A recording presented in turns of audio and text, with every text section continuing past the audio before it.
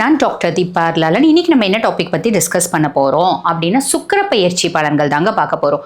பொதுவாகவே பாருங்க, இந்த சுக்கிர பயிற்சி பலன் அப்படின்றது சுக்கிரன் 26 நாள் ஒரு முறை தன்னோட ராசியை மாற்றிட்டே இருப்பார். அதாவது ஒரு ராசியிலேருந்து இன்னொரு ராசிக்கு பயிற்சி ஆகி போயிட்டே இருப்பார். ஆக 26 நாளைக்கு ஒரு முறை சுக்கிர பயிற்சி அப்படின்றது வரதா செய்யும்.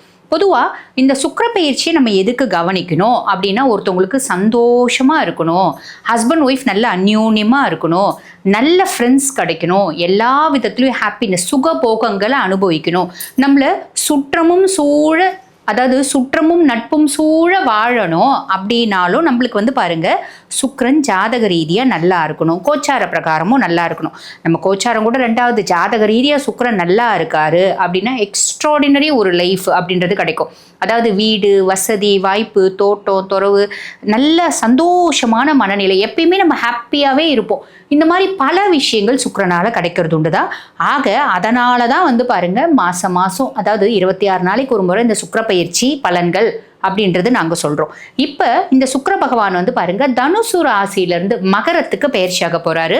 டிசம்பர் 2 தோராயமாக பார்த்தீங்கன்னா காலையில் 12 அதாவது மதியம் 12:05 பார்த்தீங்கன்னா பயிற்சி ஆகிறாரு. அகைன் பாருங்க இந்த மாதத்தில் 2 சுக்கிர பயிற்சி இருக்குது. டிசம்பர் 28 11:45 போல திருப்பி பார்த்தீங்கன்னா கும்பத்துக்கு பயிற்சி ஆவார்.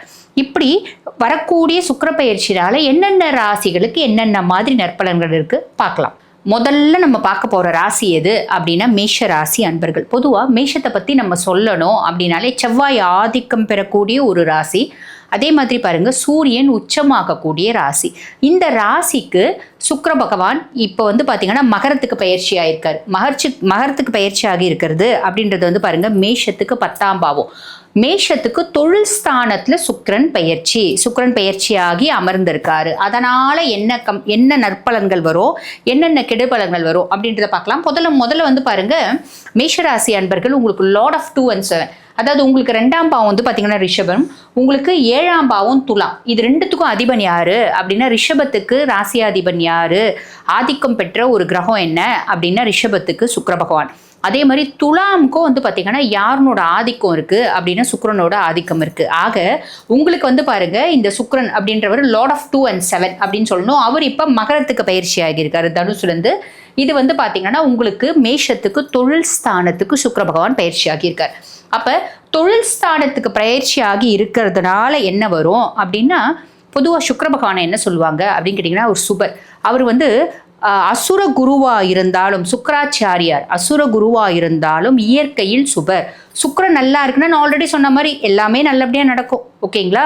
சரி, அப்படிப்பட்ட சுக்கிர பகவான் 10ஆம் பாவத்தில் இருக்கிறதுனால உங்களுக்கு என்ன வரும் அப்படின்னா, நிறைய மேஷராசி அன்பர்களுக்கு தொழிலில் மேன்மை முன்னேற்றம் அப்படின்றது வரும். மேஷராசிக்கு பார்த்தீங்கன்னா மார்ச் 29 வரைக்கும் திருக்கணித பிரகாரம் கொஞ்சம் நல்லாவே இருக்குங்க. அதாவது காலகட்டம் கொஞ்சம் பேக்கப் பண்ணிக்கோங்க. அதுக்கப்புறம் என்னங்க ஆகும் அப்படின்னு கேட்டிங்கன்னா, அதுக்கப்புறம் 7 நாட்டு சனி ஸ்டார்ட் ஆகுது. பயப்பட வேண்டியதில் ஹானஸ்டி அப்படின்ற ஒன்றை கையில் ஆயுதமாக எடுத்தீங்க அப்படின்னா பிரச்சனை கிடையாது, அப்படிதான் சொல்லலாம். சரி, இப்போ மேஷராசி அன்பர்கள் உங்களுக்கு பாருங்கள் தொழிலில் மேன்மை முன்னேற்றம் அப்படின்றது வரும். எப்படி அப்படின்னா, சுக்கிரன் நல்லா இருக்கிறதுனால நம்மளுக்கு ஒரு திடீர்னு ஒரு லக்கு, ஒரு குட் ஃபார்ச்சூன், ஒரு அதிர்ஷ்டம் அப்படின்னு சொல்லுவாங்க பார்த்தீங்களா, அந்த மாதிரி வர்றதுக்கு வாய்ப்பு உண்டு.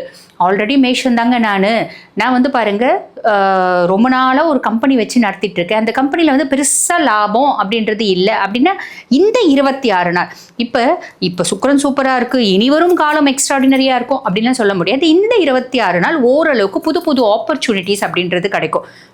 இப்போ கம்பெனி வச்சு நடத்துறீங்க அப்படின்னா யாரோ ஒருத்தவங்க பார்த்தீங்கன்னா உங்களுக்கு ஹெல்ப் பண்ணுவாங்க, இல்லைன்னா புது கிராக்கிகள் அப்படின்றது வரும். புதுசாக தொழிலில் ஒரு அப்லிஃப்ட்மெண்ட், ஒரு அப்ஸ் அண்ட் டவுன்ஸ் இருக்கிறது தானே வாழ்க்கை. ஒரு அப் ஏறும், ஒரு ஸ்பைக் ஒரு ஏறும். இந்த 26 நாள் ஒரு சின்ன ஸ்பைக் ஏறும் அப்படின்னு சொல்லலாம். 2வது பாருங்கள், நிறைய மேஷராசி அன்பர்கள் உங்களுக்கு தொழில் ரீதியான பிரயாணம் அப்படின்றது வரும். தொழில் ரீதியாக அந்த கிளைண்ட்டை போய் பார்க்குற, இந்த கிளைண்ட்டை போய் பார்க்குற, ஆர்டர் வாங்குற, பிஸ்னஸ் வாங்குற, அந்த மாதிரி விஷயங்கள்லாம் நீங்கள் இந்த மாதத்தில் செய்வீங்க அப்படின்னு சொல்லலாம்.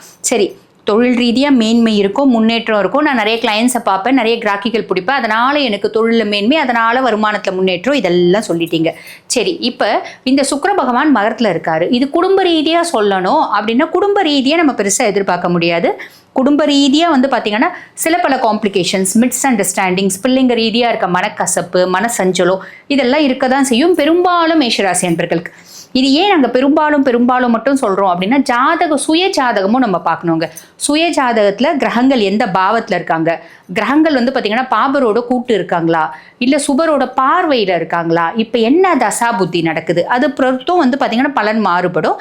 பட் நாங்கள் சொல்கிறது பெரும்பாலான மெஜாரிட்டி வின்ஸ் அப்படின்னு சொல்லுவாங்க இல்லைங்களா, அப்போ மெஜாரிட்டியான பர்சன்ஸ்க்கு இந்த மாதிரி விஷயங்கள் நடக்கும் அப்படின்றது சொல்கிறோம். சரி, அடுத்து வந்து பாருங்க, நிறைய இப்போ ஃபேமிலியில் கான்ஃப்ளிக்ட்ஸு, ஃபேமிலியில் நிம்மதி இல்லை, தொழிலில் அலைச்சல், ஓடி ஓடி ஓடி ஓடி உழைக்கணும்னா அடுத்து ஒரு மனுஷனுக்கு என்ன வரும்? பெருசாக வீடு தான் நம்மளுக்கு வந்து ஒரு சந்தோஷம் இருக்கக்கூடிய இடம். சந்தோஷம் இருக்கிற இடத்துல வந்து நம்மளுக்கு பெருசாக சந்தோஷம் கிடைக்கல. பிள்ளைங்க ரீதியாக ஒரு மனசஞ்சலம் இருக்குது, மனக்கசப்பம் இருக்குது, மனக்குழப்பம் இருக்குது. நம்மளுக்கு வந்து ஒய்ஃபும் வந்து நம்மளை பெருசாக அண்டர்ஸ்டாண்ட் பண்ணிக்க மாட்டேன்றாங்க. நம்ம கிட்ட வந்து நம்ம ஆல்ரெடி வந்து நொந்து போயிருக்கோம், இன்னும் கொஞ்சம் நோவு அடிக்கிறாங்க. அப்படின்லாம் இருக்கும்போது மனுஷன் என்ன ஆவா? நேராக டிப்ரெஷனுக்கு போவோம். அதாவது மன ரீதியான பாதிப்புகள் அப்படின்றது வரும். நல்ல தூக்கம் இருக்காது, மனசு கஷ்டம் இருக்கும், மனசு சஞ்சலம் இருக்கும், மனசு வந்து பார்த்தீங்கன்னா எதையுமே கான்சென்ட்ரேட் பண்ண முடியாது, கவனம் வந்து பார்த்தீங்கன்னா சிதறும் அப்படின்னு சொல்லலாம். இந்த மாதிரி டிப்ரெஷன் போகிறதுக்கு நிறைய வாய்ப்பு உண்டு. நல்லா தூங்க மாட்டாங்க, ரொம்ப கஷ்டப்படுவாங்க, பெருசாக வந்து சாப்பிட மாட்டாங்க. இது வந்து பாருங்கள், ஒரு சைடு வேலையில் ஓடி ஓடி ஓடி ஓடி சம்பாதிக்கணும், ஒரு சைடு ஃபேமிலியில் வந்தால் நிம்மதி இல்லை, சந்தோஷம் இல்லை. அப்போ நம்மளோட மைண்ட் செட், இப்போ நம்மளே அந்த இடத்துல வச்சுக்கோங்களேன், நம்ம என்ன பண்ணுவோம்? ஒரு நாள் நம்மளால இதை டாலரேட் பண்ண முடியும், 2 நாள் டாலரேட் பண்ண முடியும். இதுவே 10 நாள், 15 நாள், 20 நாள், 2 மாதம், 3 மாதம் எல்லாம் தொடரும் போது நிறைய மேஷராசி அன்பர்களுக்கு இது வந்து பல மாதமாக தொடருது அப்படின்னு தான் சொல்லலாம். அப்போ என்ன ஆகும்? டிப்ரெஷன் நோக்கி போவோம். அப்போ நிறைய மேஷராசி அன்பர்கள் இந்த 20 நாள் 26 நாளில் டிப்ரெஷன் அப்படி நோக்கி போகிறதுக்கு வாய்ப்பு உண்டு. தூக்கம் வரலை அப்படின்னு டாக்டரை போய் பார்த்து தூக்கத்துக்கு மாத்திரை சாப்பிட்டு, இல்லைனா மனசு அமைதி பண்ணுற மாத்திரை, டான்குலர்ஸஸ், மைண்ட் ரிலாக்ஸன்ஸ் அப்படிலாம் சொல்லுவாங்க. இதெல்லாம் சாப்பிட்டுட்டு தூங்குறதுக்கான ஒரு வாய்ப்பு நிறைய பேருக்கு இருக்குது அப்படின்னு சொல்லலாம். அதே மாதிரி தூக்கம் சரியில்லாதனால நிறைய பேருக்கு வந்து பார்த்திங்கன்னா கண் வலி, கண் சார்ந்த வலி. சுக்கிரன் அப்படின்னாலே கண்ணு வந்து ஒரு ஆதிக்கம் வருங்க. பொதுவாக ஜாதகத்தில் சுக்கிரன் வந்து ஜோதிட ரீதியாக உடலில் என்ன பார்ட்டை வந்து அவர் வந்து ஆக்கியபை பண்ணுறாரு அப்படின்னா பிறப்புறுப்பு, அதுதான் சொல்லணும். இருந்தாலும் ஜாதகத்தில் சுக்கிரன் ரொம்ப சூப்பராக இருக்காருன்னு வச்சுக்கோங்களேன், அந்த பர்சனாலிட்டி பார்த்தோம் அப்படின்னா கண்ணு ரொம்ப அழகாக இருக்கும், அழகான கண் இருக்கும். அழகான கண் இருக்குது அப்படின்னா நம்ம யோசிக்கலாம், ஜாதகத்தில் சுக்கிரன் நல்லா இருக்காராட்டங்குது அப்படின்னு. ஸோ இந்த மாதிரி ஒவ்வொரு கிரகங்களுக்கும் ஒவ்வொரு விஷயங்கள் இருக்க தான் செய்யுது. அது ஒவ்வொரு பதிவில் ஒவ்வொரு சின்ன சின்ன விஷயமா, சின்ன சின்ன இன்ஃபர்மேஷனாக உங்களுக்கு சொல்கிறேன். ஆக இவங்களுக்கு வந்து பார்த்திங்கன்னா கண் சார்ந்த வலி அப்படின்றது இருக்கும், நிறைய தலைவலி வரும். இதெல்லாம் இந்த 26 நாளில் ஹெல்த் இஷ்யூஸ் லைட்டாக இந்த மாதிரி வரத்துக்கு வாய்ப்பு உண்டு. இந்த சைக்கோசோமேட்டிக் டிஸார்டர் அப்படின்னு சொல்லுவாங்க. அப்படின்னா என்னென்னா, மனரீதியான பாதிப்புனால உடலில் வந்து பலவிதமான கோளாறுகள், பலவிதமான ஹெல்த் மேனிஃபெஸ்டேஷன்ஸ் அப்படின்னு சொல்கிறாங்க. ஓகேங்களா? இதெல்லாம் வரத்துக்கு வாய்ப்பு உண்டு. சரி, ஆன் தி ஹோல் வந்து பார்த்தீங்கன்னா இந்த மகரத்தில் இருக்க சுக்கிரனால மேஷ ராசி அன்பர்களுக்கு இதெல்லாம் தான் வரத்துக்கு வாய்ப்பு உண்டு. சரி, இப்போ பொதுவாகவே வந்து பார்த்தீங்கன்னா எந்த ஒரு காம்ப்ளிகேஷனாக இருந்தாலும் அதுக்கு பரிகாரம் அப்படின்றது நான் ஒன்று சொல்ல தான் செய்வேன் இல்லைங்களா? அந்த விதத்தில் மேஷராசி அன்பர்கள் உங்களுக்கு என்ன இந்த 26 நாளில் என்ன பரிகாரம் செஞ்சால் பலிதமாகும், நல்லா இருக்கும் அப்படின்னா, பொதுவாகவே நீங்கள் வந்து பாருங்கள், ராகு பகவானை பிரார்த்தனை பண்ணிக்கோங்க. ராகு பகவானை நம்ம வீட்டில் பிரார்த்தனை பண்ணிக்கலாமா? வீட்டில் பிரார்த்தனை பண்ணுற விஷயம் இருக்குது. ராகு கேது ஸ்தலத்தில் போய் பிரார்த்தனை பண்ணுற விஷயம் இருக்குது. ஆனால் இது 24 நாள் பயிற்சி தானே, அப்போ நம்ம பெருசாக யோசிக்க வேண்டியதில்லை. நம்ம என்ன பண்ணலாம் அப்படின்னா, வீட்லேயே கும்பிட்டுக்கலாம். இல்லைன்னா வீட்டு பக்கத்தில் விநாயகர் கோயில் இருக்குது அப்படின்னா, அங்கே நவகிரகங்கள் சன்னதி அப்படின்னு இருக்கும். அந்த நவகிரகங்களை 9 முறை சுற்றி வந்துட்டு அங்கே ராகு பகவான் இருப்பார். ராகு பகவான் வந்து பார்த்தீங்கன்னா தலை மட்டும் இருக்கும், உடல் பாம்பு இருக்கும், ஒரு ப்ளூ கலர் ட்ரெஸ் போட்டிருப்பாங்க, அவர் தான் ராகு பகவான். அவருக்கு கருப்பு உளுந்து இருக்குது பார்த்தீங்களா, அந்த உளுந்து ஒரு நீல கலர் துணியில் வஸ்திரத்தில் முடிஞ்சு அதை வந்து விளக்கு, இப்போ நிறைய வந்து பாருங்கள் இழுப்பெண்ணெய் விளக்கேற்றலாமா, வேப்பெண்ணெய் விளக்கேற்றலாமா அதெல்லாம் கேட்பாங்க. அது எதுவும் வேண்டியில்லை, சாதாரண எள்ளெண்ணெயை ஊற்றி விளக்கு ஏற்றிட்டு வாங்க. இது வந்து பாருங்க நம்மளுக்கு சுக்கிரனால் ஏற்படக்கூடிய பாதிப்பு அதை வந்து குறைக்கும். இது வந்து ராகு பரிகாரம் சொல்றீங்க, சுக்கிரனால் ஏற்படக்கூடிய பாதிப்பு குறையும்னு சொல்றீங்களே அப்படின்னு கேட்டால் இல்லை. மேஷராசி அன்பர்கள் இந்த 26 நாள் உங்களோட மற்ற கிரக நிலையும் அண்டர்ஸ்டாண்ட் பண்ணிக்கிறேன், இந்த பரிகாரம் நாங்கள் சொல்கிறோம், இதை செய்யுங்க. நீங்கள் ராகு பகவானை மட்டும் வந்து சுற்றி வர போகிறது இல்லை, 9 கோள்களையும் தான் சுற்றி வர போகிறீங்க. சுற்றி வந்துட்டு ராகுக்கு ஒரு விளக்கு ஏற்றுங்க. ஓகேங்களா? இது வந்து பார்த்தீங்கன்னா அதி உன்னதமான ஒரு பரிகாரமாக அமையும். வாழ்த்துக்கள்.